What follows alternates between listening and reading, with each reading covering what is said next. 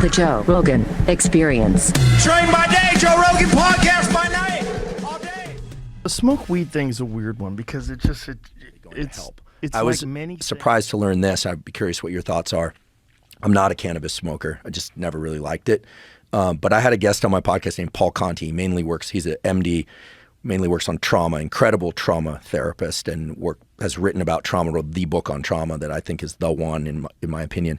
And then we got into a discussion about like different substances and do they have application. So we talked about ketamine, et cetera. Asked about alcohol, just by way of comparison. And he said, there are basically zero therapeutic uses for alcohol, right? Therapeutic. Right. But then I asked about cannabis. Now, this isn't something he does in his own clinic. He does talk therapy, not drug therapy. Although he's a psychiatrist, so he can prescribe things. And he said, cannabis is interesting and it may actually have some therapeutic potential, but the main effect of cannabis is to narrow attention and focus. It actually can increase attention and focus. Now, the problem is it's not a very good filter, so people can narrowly attend to just video games or just to their anxiety if they're already anxious. That's a problem. But when it comes to psilocybin seems to increase creative thinking, new rules and algorithms about what could be an answer. So I'm not aware of how it might directly impact visual perception unless it narrows focus. But most of the drugs that impact serotonin are going to increase focus to some degree or another. And that can be good if what you're focusing on is pleasant. It can be really bad if what you're focusing on is really unpleasant. I knew people, I'm sure you don't, who just smoke weed and they have a panic attack. Yeah, the smoke weed thing is a weird one because it's like many things. It's completely dependent upon the individual, like their individual genetics, their biology, whatever it is that they've had in their past. I know people that smoke marijuana and they're high functioning, and I know people that smoke marijuana and they don't get anything done. And I don't know if they're related. Those two things are related. I think people who generally have drive and discipline, marijuana gives them a break.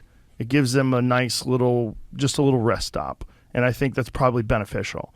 And I also think it makes you a little kinder, a little more compassionate, a little more sensitive, which is probably very beneficial to someone who's hyper-focused. Like people that are like type A personalities and trying to get things done all the time. You smoke a little pot and you're like, what am I doing? Like, let's fucking relax a little. And then you get back to it. You're all right. I think there's a great benefit to that. But I should also say that it's very popular in the jiu-jitsu world. Oh, yeah. I always thought that had something to do with the kind of creativity part of it. Like that you can't plan jiu-jitsu. Right. You have to improvise. Yeah, it's like jazz. In a lot of ways. There's definitely that, but it's also the focus thing, that you're only thinking about that. Like while you're rolling, you're really only thinking about rolling. While you're smoking cannabis and then rolling, you're hyper-focused on it. And physical strength, you feel fine. You don't feel lethargic or anything. No, like not that. at all. I actually enjoy it. I actually enjoy it when I lift weights too. Oh, I haven't tried that one. Yeah, I feel it. Like I feel it in the fibers. It's almost like I'm more aware of like what's going on instead of like this blunt sort of almost like distance from each individual muscle fiber, which I am normally. Normally, I'm just trying to warm up, and then I warm up, and then I start getting going, and then I, lift light first, and then I work my way up to what I normally use. But when I'm high, it's like I could feel like where it connects to the bone. I feel everything. It just makes you more sensitive about what you're actually doing.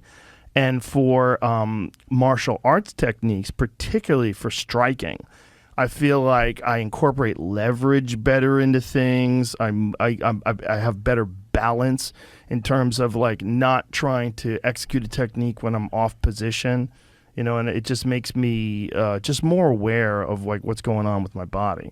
And that's super powerful. We had the nerd in me wants to say, in neuroscience, they call that interoception. Like people vary tremendously in their awareness of their internal state.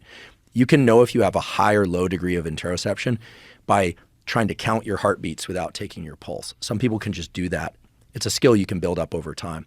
This is great for some people, but some people are highly anxious. It sucks to have a lot of interoception.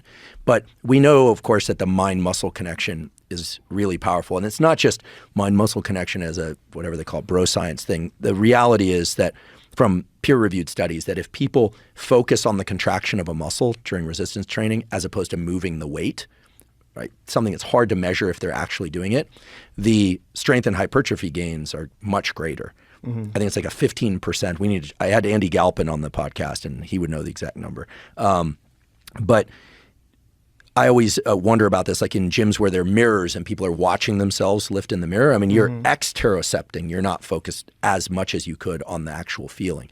So, there's always a weighting between exteroception to the everything beyond the confines of your skin and interoception. And if cannabis allows more interoception, you can imagine that those workouts would be more effective in that way.